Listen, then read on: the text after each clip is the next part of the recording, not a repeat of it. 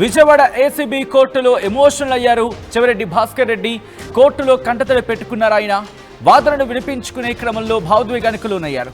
తన తండ్రి తన సోదరుడు మద్యం కారణంగానే చనిపోయారన్నారు చెవిరెడ్డి భాస్కర్ రెడ్డి. అప్పటి నుంచి తాను లిక్కర్ జోలికి వెళ్లడం లేదు అంటూ చెప్పుకొచ్చారు ఆయన. చేయని తప్పుకు శిక్ష అనుభవిస్తున్నానంటూ కూడా చెప్పుకొచ్చారు చెవిరెడ్డి భాస్కర్ రెడ్డి. ఈ నేపథ్యంలో కోర్టులో ఆయన భావోద్వేగానికి లోనైనట్టుగా తెలుస్తోంది. ఆంధ్రప్రదేశ్లో ఇప్పుడు లిక్కర్ స్కామ్ ఏ స్థాయిలో అక్కడ ప్రకంపనలు సృష్టిస్తుందో మనం చూసాం. సో ఈ నేపథ్యంలోని ఇప్పుడు చోటు చేసుకున్న పరిణామం సంచలనంగా మారింది. మరి ముఖ్యంగా చెవిరెడ్డి భాస్కర్ రెడ్డి పాత్రకు సంబంధించి, ఎందుకంటే లిక్కర్ స్కామ్ చెవిరెడ్డి భాస్కర్ రెడ్డి పేరు ప్రముఖంగా వినిపిస్తున్న తరుణం, మరి ముఖ్యంగా అరెస్టు అంశం. ఎందుకంటే సిట్టు దర్యాప్తు ప్రారంభించింది.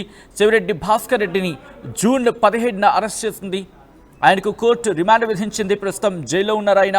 ఈ నేపథ్యంలో ఎన్నో అంశాలకు సంబంధించి, ఎందుకంటే లిక్కర్ స్కామ్ ద్వారా దాదాపుగా 2500 కోట్లు అనే అంశం రీసెంట్గా మాట్లాడుకునే క్రమంలో మొత్తం 3570 సబ్జెక్ట్ టు ద కరెక్షన్ 3000 పైచిలుకు కోట్లు, 3000 కోట్ల పైచిలుకు అంటూ కూడా సిట్ తన రిపోర్ట్లో చెప్పుకొచ్చింది.